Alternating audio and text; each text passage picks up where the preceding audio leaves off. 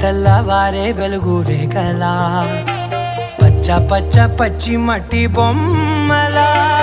అల్లి బిల్లి వెన్న పాల నురగలా అచ్చ తెలుగు ఇంటి పూల కొమ్మలా దేవదేవుడే పంపగా ఇలా దేవతే మా ఇంట అడుగే పెట్టెనంట బ్రహ్మ కళ్ళలో కాంతులే మా అమ్మలా మా కోసం మళ్ళీ లాలి పాడేనంట.